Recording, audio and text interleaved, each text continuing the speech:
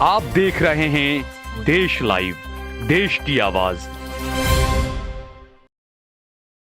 अस्सलाम वालेकुम, आदाब, नमस्कार, सत श्री अकाल। देश लाइव में आपका स्वागत है। मैं हूं सहल कुरैशी। दोस्तों, 2014 का जो चुनाव हुआ था लोकसभा का, उसके बाद 2019 में लोकसभा चुनाव हुआ और अब 2024 में लोकसभा चुनाव आने वाला है। बीजेपी हर बार सबसे बड़ी पार्टी बनकर उभरी। 2014 के बाद जो 2019 का चुनाव था लोकसभा का, उसमें यह दावा किया गया था कि 3 तलाक की वजह से मुस्लिम महिलाओं ने बीजेपी को बहुत सारा वोट दिया। लेकिन मैं हमेशा इस बात से मैंने ना इत्तेफाकी दिखाई। आज भी मैं अपनी बात पर कायम हूं क्योंकि कुछ डाटा आया है। इस डाटा के साथ आगे मैं आपको बताऊंगा कि 2024 का चुनाव क्या हो सकता है, क्या क्या संभावनाएं हैं। यूपी में क्या रहेगा, यूपी के अलावा क्या क्या है, क्योंकि लोकसभा चुनाव 2024 में एक और भूंडी हार की तरफ क्या कांग्रेस पार्टी आगे बढ़ रही है, तेजी से दौड़ रही है हार की तरफ। यह सवाल उठना लाजमी है क्योंकि कांग्रेस भी कहीं ना कहीं हिंदुत्व की राह पर चल रही है और पूरा विपक्ष जो है, ये कह सकते हैं कि एक और बड़ी भूंडी हार की तरफ आगे बढ़ रहा है 2024 के लोकसभा चुनाव के अंदर। और जो कांग्रेस पार्टी और विपक्षी पार्टियां जो हिंदुत्व की तरफ दौड़ रही है ना, मैं मानता हूं कि वो हिंदुत्व की तरफ नहीं दौड़ रही है, वो बीजेपी के फेंके हुए जाल में फंसने के लिए दौड़ रही है। और 2014, 2019 और 2024, 14 और 19 के चुनाव में क्या क्या नतीजे रहे थे, किस तरह का माहौल था, 2024 में क्या क्या संभावनाएं हैं, वो मैं आपको आज बताऊंगा। लेकिन उससे पहले अगर आपने हमारा चैनल देश लाइव सब्सक्राइब न किया हो तो हमारे चैनल को जरूर सब्सक्राइब कर लें और सोशल मीडिया के तमाम प्लेटफॉर्म्स पर आप देश लाइव और सहल कुरैशी को फॉलो करें। हमने हमारा नंबर भी दिया हुआ है, हमारा ज्यादा से ज्यादा समर्थन भी करें। लोकसभा चुनाव से पहले, 2024 के चुनाव से पहले कुछ राज्यों में चुनाव हुए, विधानसभा के नतीजे आए। तेलंगाना में कांग्रेस पार्टी ने सरकार बनाई, लेकिन तेलंगाना में अपने 6 उम्मीदवार उतारने के बाद भी कांग्रेस पार्टी एक भी मुस्लिम उम्मीदवार को अपने जिता नहीं पाई। और उसके बाद 2 सीटों पर अब दोबारा जो है वो उपचुनाव हो रहे हैं तेलंगाना में। एक भी सीट पर कांग्रेस पार्टी ने मुस्लिम उम्मीदवार नहीं उतारा। यानी कि तेलंगाना विधानसभा के अंदर भले ही सत्ता कांग्रेस पार्टी के हाथ में है, लेकिन सत्ता पक्ष का एक भी मुस्लिम एमएलए विधायक वहां पर नहीं है। ओवैसी जो है एआईएमआईएम, उन्होंने वो पिछली बार उन्होंने 2000 माफ कीजिएगा जो चुनाव हुए थे उसमें जो है वो उन्होंने 8 उम्मीदवार चुनावी मैदान में उतारे थे। लेकिन इस बार जो है उन्होंने तेलंगाना में 9 उम्मीदवार उतारे और 7 को जिताने में वो कामयाब रहे। यानी असदुद्दीन ओवैसी का और एआईएमआईएम का जो मुस्लिम वोट बैंक जो है वो उनको वो सीटें तो जिता दी, लेकिन ओवैसी के मुस्लिम वोट बैंक में भी जो है वो सेंधमारी हुई है। ओवैसी के मुस्लिम वोट बैंक में भी गिरावट आई है, भले वो सीटें जीत गए। कुछ डाटा आपको दे रहा हूं मैं। तेलंगाना में कांग्रेस ने 6, बीआरएस ने 3 और एआईएमआईएम ने 8 मुस्लिम उम्मीदवारों को मैदान में उतारा था इस बार के विधानसभा चुनाव में, 2023 के विधानसभा चुनाव में। और तेलंगाना में जो है वो जो मुस्लिम आबादी है, जो मुस्लिम वोट है, 2011 की जनगणना की बात करें तो उसके मुताबिक तेलंगाना के अंदर तकरीबन 12.6% मुस्लिम वोट 2011 की जनगणना के मुताबिक थे। यानी सीधी बात है, 2023 का जो चुनाव हुआ तो मुस्लिम अच्छा खासा बढ़ा होगा, ये बिल्कुल मानने वाली बात है। लेकिन यह आंकड़ों का खेल अलग रहता है। अब जो चुनाव हुए तेलंगाना में 119 विधानसभा सीटें और 2009 के मुकाबले आज भी जो है वो ओवैसी कामयाब रहे। हैदराबाद की 7 सीटें उन्होंने जीत ली। हमेशा उनका दबदबा हैदराबाद की 7 सीटों पर रहता है एआईएमआईएम का। इस बार भी 7 सीटें उन्होंने जीत ली। एमआईएम को 2018 में जो है वो 2.71% वोट मिला था 2018 के विधानसभा चुनाव में। लेकिन 2023 का जो विधानसभा चुनाव हुआ, उन्होंने अपना उम्मीदवार एक बढ़ा दिया। 8 की जगह उन्होंने 9 सीटों पर चुनाव लड़े, लेकिन इसके बावजूद तकरीबन आधा फीसदी उनका वोट बैंक खिसक गया। 2018 में जहां पर ओवैसी को 2.71% वोट मिला था, वहीं 2023 के विधानसभा चुनाव में असदुद्दीन ओवैसी की एआईएमआईएम को 2.22% वोट मिला। तो उनका वोट बैंक जो है वो कम हुआ। 2018 में एआईएमआईएम को 5,61,091 वोट मिले थे, जबकि 2023 के विधानसभा चुनाव में एआईएमआईएम को 5,19,379 वोट मिले हैं। यानी कि तकरीबन 40 लाख वोटों की गिरावट आई है, माफ कीजिएगा 40,000 वोटों की गिरावट आई है असदुद्दीन ओवैसी को मिलने वाले वोटों में। ये जो रुझान मैं इसलिए दिखा रहा हूं कि ओवैसी ने जब विधानसभा चुनाव के अंदर जगह जगह जाकर टीआरएस को, बीआरएस को वोट दिलाने के लिए पूरी अपनी मुहिम लगाई थी, लेकिन यह कहा जा रहा है कि जो गांव के, जो एतराफ के जो इलाके थे, शहरों में भले ओवैसी का और उनका वो रहा, लेकिन जो दूर दराज जो रूरल इलाके थे, वहां पर कहीं ना कहीं कांग्रेस पार्टी को मुस्लिम वोट मिला है। ये एक आम जो है वो धारणा बनी तेलंगाना चुनाव के बाद। उसके अलावा चुनाव हुए थे मध्य प्रदेश में भी, चुनाव हुए थे राजस्थान में भी, चुनाव हुए थे छत्तीसगढ़ में भी। वहां की अगर बात करें मध्य प्रदेश की, तो 230 सीटें और महज 2 मुस्लिम विधायक, दोनों 2 कांग्रेस पार्टी के, और ये दोनों के भोपाल से ही दोनों जीते हैं, आरिफ मसूद साहब और आरिफ वकील साहब। ये मैं बात कर रहा हूं मध्य प्रदेश की। मध्य प्रदेश में जो मुस्लिम वोट बैंक जो है, जिसको बैंक ही कहेंगे बिल्कुल, क्योंकि पार्टियों के लिए वोट बैंक है, ये 7% मुस्लिम है मध्य प्रदेश में, और तकरीबन जो मध्य प्रदेश की 230 सीटें हैं, उनमें तकरीबन 47 सीटें ऐसी थी जो सीधे तौर पर मुस्लिम जो है वहां पर प्रभावित कर सकते थे इन 47 सीटों को, 47 सीट्स। और इनमें से 22 सीटें तो ऐसी थी जिस पर मुस्लिम बाकायदा निर्णायक भूमिका में थे, लेकिन उसके बावजूद कांग्रेस ने कितने मुसलमानों को टिकट दिया, यह सवाल उठना लाजमी है। राजस्थान की बात करें तो वहां पर ठीक है, कांग्रेस पार्टी ने थोड़े मुस्लिम उम्मीदवार दिए, अपने तकरीबन 15-16 उम्मीदवार वहां पर दिए थे। 200 में से कांग्रेस के 5 मुस्लिम उम्मीदवार जीते हैं, और एक निर्दलीय मुस्लिम नेता विधायक बना है जीतकर, जो पहले बीजेपी के अंदर थे, यूनुस खान, वो जो है वो एक इंडिपेंडेंट बने। यानी कि 200 जो विधानसभा सीटें हैं राजस्थान की, उसमें 6 मुस्लिम विधायक हैं, 5 जो है वो सीधे कांग्रेस पार्टी के हैं। जबकि जो सीटें रही इस वक्त, उसमें 10 मुस्लिम ऐसे थे राजस्थान के 2023 के विधानसभा चुनाव में, 10 मुस्लिम कांग्रेस पार्टी के उम्मीदवार जो दूसरे नंबर पर रहे। तो आप अंदाजा लगाएं कि जो बीजेपी कहा करती थी कि मुसलमान के जीता उम्मीदवार नहीं होते हैं, क्या तेलंगाना में कांग्रेस पार्टी यह मानती है कि जीता उम्मीदवार नहीं होते हैं? क्यों नहीं जिता पाई? 6 को ही टिकट क्यों दिया इतनी सीटों में? आबादी के मुताबिक, क्योंकि तेलंगाना के अंदर 119 विधानसभा सीटें हैं, और जिस तरीके से वहां पर जो मुस्लिम वोट बैंक की राजनीति होती है, ओवैसी, कांग्रेस, टीआरएस, इन सबके बीच में, तो कांग्रेस पार्टी कहां खड़ी है? आप सत्ता में है, आपका एक भी विधायक मुसलमान नहीं है। आप बीजेपी पर हमला बोलते हो कि बीजेपी का एक भी विधायक नहीं है, बीजेपी का एक भी सांसद नहीं है। कांग्रेस को भी इसका जवाब देना पड़ेगा। 2024 चुनाव से पहले कांग्रेस पार्टी पूरी कोशिश में लगी है कि मुसलमानों को अपने पाले में लाया जाए, क्योंकि आगे आपको मैं कुछ और चीजें भी बताऊंगा, डाटा आगे भी आपको दूंगा मैं। सीएम रेवंत रेड्डी जो है, उसके बारे में कहा जाता है, जो तेलंगाना में कांग्रेस पार्टी की तरफ से सीएम के उम्मीदवार थे और सीएम बने वो रेवंत रेड्डी, उनके बारे में यह कहा गया कि वो आरएसएस का उनका बैकग्राउंड रहा है, जिन्हें सीएम बनाया गया, और इसीलिए शायद उपचुनाव के अंदर जो 2 सीटों पर उपचुनाव हो रहे हैं, उसमें भी मुस्लिम उम्मीदवार नहीं उतारा गया। 2023 के जो विधानसभा चुनाव रहे तेलंगाना में, उससे पहले कांग्रेस पार्टी महज 19 सीटों पर थी, जीती थी।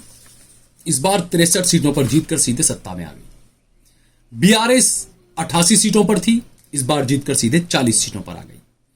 बीजेपी 1 सीट पर थी तेलंगाना में, जो बढ़कर जो है वो 8 सीटों पर जीत गई। लोकसभा की जो बात करें अगर, तो 2019 का जो लोकसभा का चुनाव हुआ था, उसमें योगी आदित्यनाथ ने कहा था कि यह चुनाव अली और बजरंग बली के बीच में है, और उसके बाद जो नतीजे आए। लेकिन क्या आपको पता है कि जो 542 543 जो भी लोकसभा की सीटें हैं, उनमें पूरे देश में तकरीबन 92 सीट्स ऐसी हैं जहां पर सीधे तौर पर मुस्लिम अपनी पकड़ रखते हैं। और 2019 के अंदर इन 92 में से 45 मुस्लिम बहुल इलाके की जो सीटें थी, 45 सीटें वो बीजेपी ने जीत ली। ऐसा कैसे हो सकता है दोस्तों कि 92 सीटें ऐसी हैं जहां मुसलमानों का अच्छा खासा वो है, और उसके बावजूद भी बीजेपी वहां पर 45 सीटें जीत जाती है। और ये 45 सीटें जो जीती, उसके अलावा 2014 में इन्हीं 92 सीटों में से 41 सीटें जीती थी 2014 में बीजेपी ने। यानी 2019 में, क्योंकि माहौल आप देखें कि मुसलमानों के लिए कहा जाता है कि मोदी विरोधी, मोदी का विरोध और मोदी मुसलमानों के खिलाफ, और यह हकीकत भी है। बिल्कुल मोदी की हर नीति मुसलमानों को डुबोने वाली है ज्यादातर। लेकिन इतने विरोध के बावजूद आखिरकार मुस्लिम बहुल इलाकों में बीजेपी आगे कैसे बढ़ रही है? 2014 में मुस्लिम बहुल 41 सीटें जीती थी। 2019 के लोकसभा चुनाव के अंदर ये सीटें बढ़कर 45 हो गई, बीजेपी और एनडीए की सीटें बढ़कर मुस्लिम बहुल इलाकों में। 20% से ज्यादा मुस्लिम आबादी वाली सीटें जो है वो 18 सीटें यूपीए ने जीती थी। जहां पर ये जो सीटें जो बीजेपी को मैं बता रहा हूं, तकरीबन 20% से ज्यादा यहां पर मुस्लिम आबादी रही है। 45 सीटें एनडीए ने जीती थी और 18 सीटें जो है वो यूपीए ने जीती थी। और 2014 में ये सीटें 15 थी। अब आप थोड़े से आंकड़ों को समझें। 2014 में जब नरेंद्र मोदी आए, खूब उनका विरोध होता था, उसके बावजूद यूपीए को मुस्लिम बहुल इलाकों में सिर्फ 15 सीटें मिली थी, और बीजेपी और एनडीए को 41 सीटें मिली थी 2014 के लोकसभा चुनाव में। जबकि 2019 के लोकसभा चुनाव में कांग्रेस पार्टी की यूपीए की सीटें मुस्लिम बहुल इलाके में बढ़ी। वो 14 से बढ़कर 15 से बढ़कर 18 हो गई। लेकिन बीजेपी की भी सीटें बढ़ गई, 41 से बढ़कर 45 हो गई। ये कैसे हुआ? हो सकता है बिहार में जिस तरीके से पासवान की जो पार्टी थी, तो वो अच्छा खासा मुस्लिम वोट लिया था। उसके एक सांसद भी हैं, कौसर अली। तो ये जो चीजें हो रही है दोस्तों, आप इन चीजों को समझें कि आखिरकार लोकसभा चुनाव से पहले किस तरीके के तरकश के पत्ते फेंके जाते हैं, तरकश के तीर चलाए जाते हैं। इन चीजों को आप समझें। कई ऐसी सीटें जो मैंने बताई जो मुस्लिम बहुल हैं, इसमें सबसे ज्यादा मुस्लिम बहुल अगर सीटें हैं तो 28 में से 17 सीटें बंगाल में टीएमसी ने जीती थी। 28 सीटें बंगाल में ऐसी है जो सीधे तौर पर मुस्लिम बहुल इलाके में आती है, और इनमें से 17 सीटों पर जो है वो 2019 में 17 सीटों पर टीएमसी ने जीत हासिल की। जबकि 2014 में इन 28 मुस्लिम बहुल इलाके की सीटों में से 23 सीटें टीएमसी ने जीती थी। तो 2019 में ये सीटें कम कैसे हो गई जीतना? मुस्लिम बहुल इलाकों में बीजेपी कैसे बढ़ गई आगे? बीजेपी प्लस को यहां पर 9 सीटें मिली है 2019 में। मैं बंगाल की बात कर रहा हूं दोस्तों। ये 9 सीटें मुस्लिम बहुल इलाके में बीजेपी को कैसे मिली? यूपी में 23 सीटें ऐसी है जो मुस्लिम बहुल इलाके में है, और इनमें जो है वो 8 पर महागठबंधन जबकि 15 पर एनडीए ने जीत दर्ज की थी। आप सोचिए, यूपी का मुसलमान 23 सीटें ऐसी जहां पर मुस्लिम बहुल सीटें, जो पहले नंबर पर बंगाल आता है जहां पर 28 सीटें मुस्लिम बहुल है। दूसरे नंबर पर उत्तर प्रदेश आता है जहां पर 23 सीट जो है वो मुस्लिम बहुल है, और इस 23 सीटों में से 15 सीटें बीजेपी एनडीए जीत गई, और महागठबंधन जो था कांग्रेस पार्टी का, यूपी का और जो लोग थे, इनको महज 8 सीटें मिली। ऐसा कैसे हो सकता है? अब पिछली बार एनडीए ने यूपी की 22 बहुल सीटें जीती थी। आप सोचें कि यूपी के अंदर एनडीए ने 2019 में 22 सीटें जीत ली। ये जो आंकड़े हैं ना दोस्तों, ये कैसे हो रहे हैं कि एक तरफ मोदी मुस्लिम विरोधी बनते जा रहे हैं या मुसलमान मोदी को अपना सबसे बड़ा दुश्मन मानता जा रहा है। लेकिन दूसरी तरफ 14 के मुकाबले 19 के नतीजे कुछ और ही कहते हैं कि मुस्लिम बहुल इलाकों के अंदर बीजेपी को वोट सीटें ज्यादा मिली। वजह क्या है उसकी? 92 सीटें ऐसी है इस देश के अंदर, 92 सीट, जहां पर मुस्लिम आबादी 20% है। 41 सीटें लोकसभा की ऐसी है जहां पर मुसलमानों की आबादी 21 से 30% है। 11 लोकसभा सीटें ऐसी है जहां पर मुसलमानों की आबादी 41 से 50% है। 24 लोकसभा सीटें ऐसी है जहां पर मुसलमानों की आबादी 31 से 40% है। 16 सीटें ऐसी है जहां पर मुसलमानों की आबादी 50% से ज्यादा है। अब जो कहते हैं कि इस देश के अंदर मुसलमान कितना प्रतिशत है, 14%, 15%, 20%, कितना है? क्या उस मुताबिक मुसलमानों के उम्मीदवार खड़े रहे कांग्रेस पार्टी से?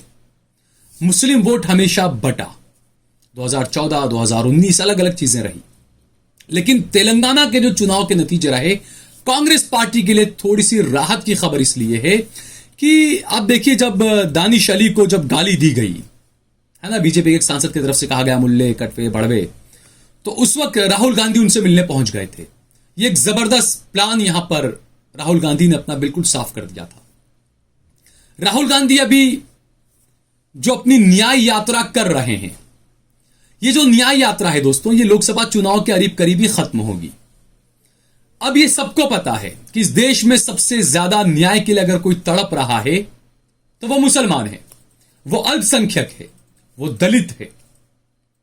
और बिल्किस बानो से जाकर पूछिए आप कि न्याय के लिए कितना तड़पना पड़ता है।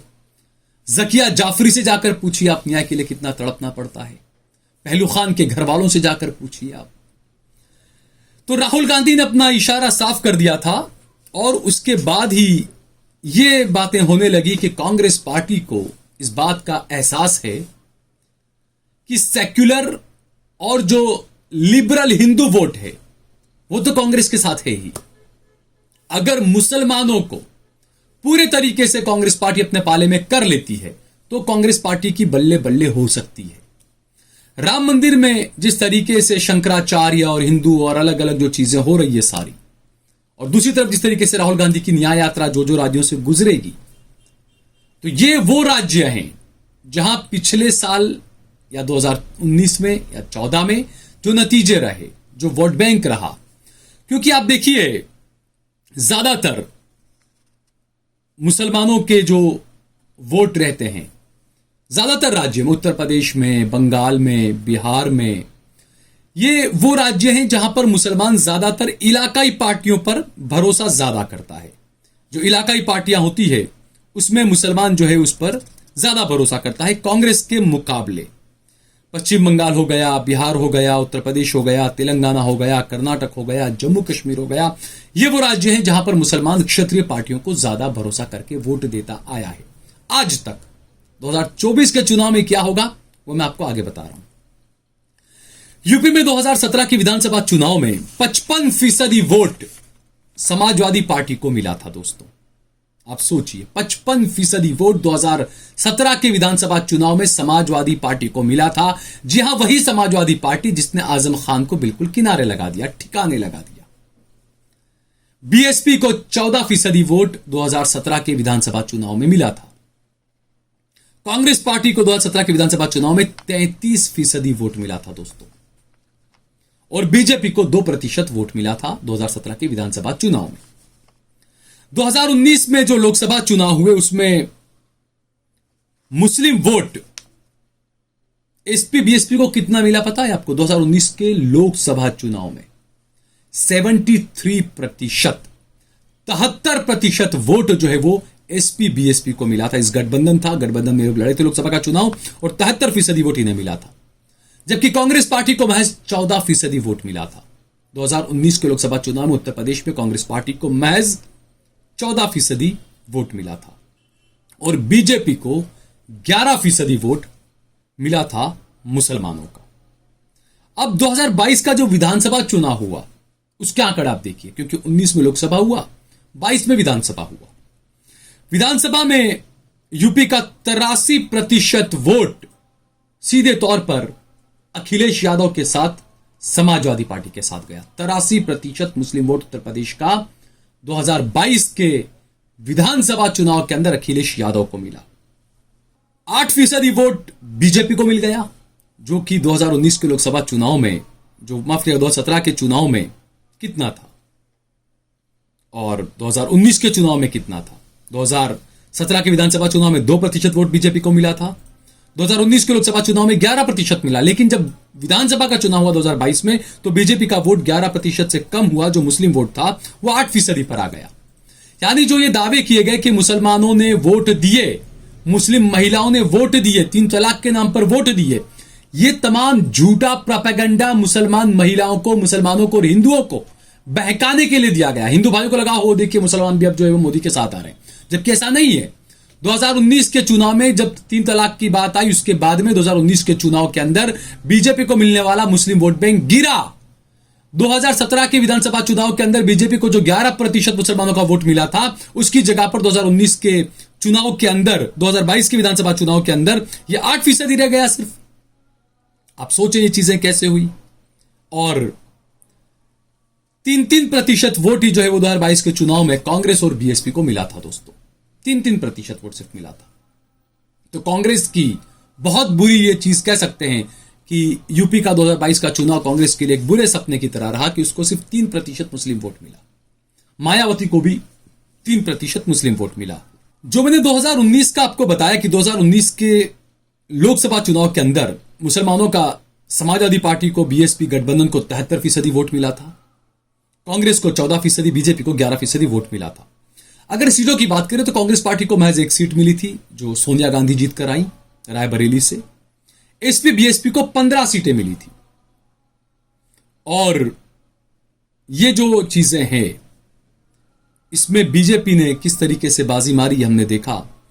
2014 की अगर बात करें, 2014 में 58% वोट जो है वो मुसलमानों का समाजवादी पार्टी को मिला था। 2014 में कांग्रेस पार्टी को 11% वोट मिला था, बीएसपी को 18% वोट मिला था मुसलमानों का, और बीजेपी को 2014 में 10% मुस्लिम वोट मिला था 2014 में, और 2019 में 11% मिला, यानी 1% की बढ़ोतरी हुई।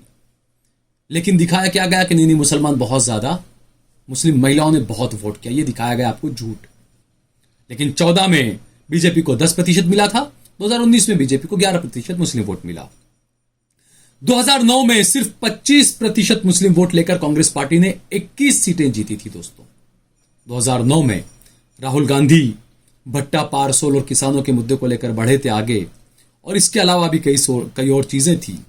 तो 25% वोट 2009 में कांग्रेस पार्टी को मुसलमानों का मिला था, और 21 सीटें उत्तर प्रदेश से जो है वो कांग्रेस पार्टी ने जीती थी। जबकि समाजवादी पार्टी को 30% वोट मिला था मुसलमानों का, और बीएसपी को 18% मुसलमानों का वोट मिला था। और अगर ओवरऑल बात करें पूरे देश की, तो कांग्रेस पार्टी को 51%, यूपीए को 51% मुसलमानों का वोट मिला था दोस्तों। और यूपी में मामला पूरा उलट गया था, जो 2022 में हुए चुनाव उसमें पूरा मामला उलट गया था।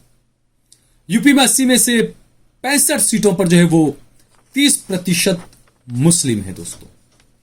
80 जो सीटें हैं लोकसभा की, उसमें 65 सीटें ऐसी है जहां पर मुस्लिम वोट जो है वो 30% है, यानी अच्छा खासा वोट है। लेकिन ये वोट बंटता है एसपी में, बीएसपी में, कांग्रेस में, और पीस पार्टी के डॉक्टर अयूब हैं जो आप कह रहे हैं कि वो एनडीए के साथ में चुनाव लड़ सकते हैं, बीजेपी के साथ जा सकते हैं 2024 के लोकसभा चुनाव में। तो जो पसमानदा कार्ड मोदी ने भेजा है, एक तरफ चल रहा है पसमानदा मुसलमानों का कार्ड चल रहा है, दूसरी तरफ भाईजान, मोदी भाईजान वाला कार्ड चल रहा है। ये तमाम चीजें हैं ना, ये 2024 में फेंके हुए वो पासे हैं जिसमें फंसने से मुसलमानों को बचना चाहिए। कई ऐसी सीटें होने के बावजूद आप सोचिए, जैसे रामपुर और आजमगढ़, मुसलमानों का जबरदस्त यहां पर मुस्लिम बहुल सीटें हैं, मुसलमान ही यहां पर जिताने हराने के लिए बिल्कुल वो हैं। उसके बावजूद रामपुर और आजमगढ़ में बीजेपी का जीत जाना कई सवाल खड़े करता है। अब जो लोग कहते हैं कि बीजेपी को मोदी की वजह से वोट बहुत मिल रहा है मुसलमानों का, मैं उन्हें कुछ आंकड़े देता हूं। 1996 में, 2009 में और 2014 में भी बीजेपी को 7 से 8% वोट मिला है। यानी मोदी आए 2014 में, लेकिन उससे पहले भी 2009 में जब चुनाव हुए, 2096 में जब चुनाव हुए, उस वक्त भी बीजेपी को 7 से 8% वोट मिलते थे। 2004 में गोधरा कांड और ये तमाम चीजें जो हुई थी, 2002 में गोधरा कांड हुआ, मोदी को हटाया नहीं, रहने दिया, और उसके बाद में जब चुनाव हुए 2004 में, तो बीजेपी का वोट प्रतिशत जो है वो सिर्फ 4% पे रहा था। सिर्फ 4% मुस्लिम वोट बीजेपी को मिले थे 2004 के लोकसभा चुनाव में। ये एक अलग संयोग था बस। उसके अलावा ज्यादातर जो चुनाव हुए लोकसभा के, उसमें बीजेपी को 7 से 8% वोट मुसलमानों के मिलते रहे।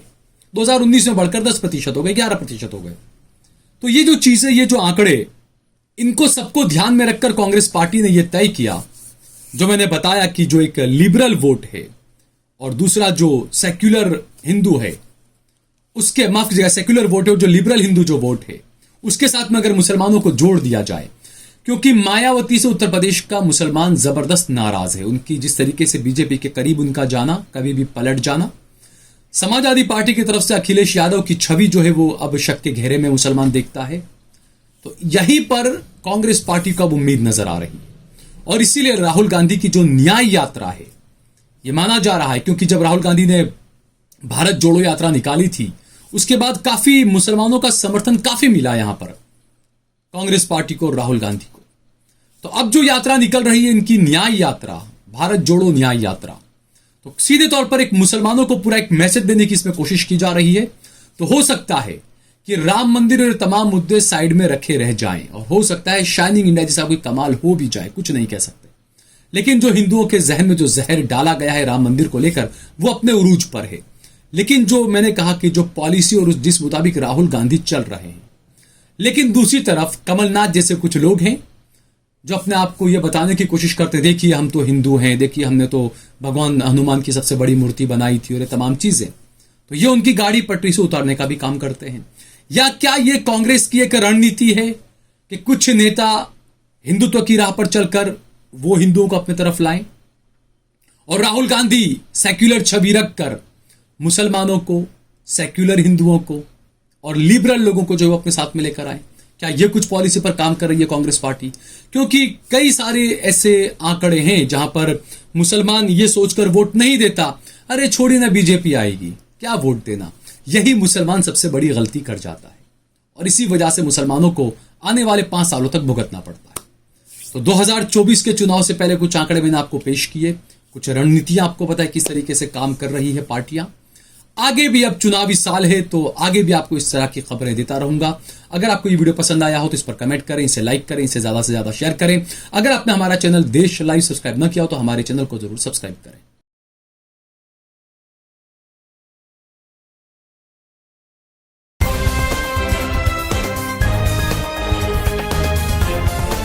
देश और दुनिया की तमाम छोटी और बड़ी खबरों के लिए हमारे चैनल को सब्सक्राइब करना न भूलें और बेल का बटन जरूर दबाएं।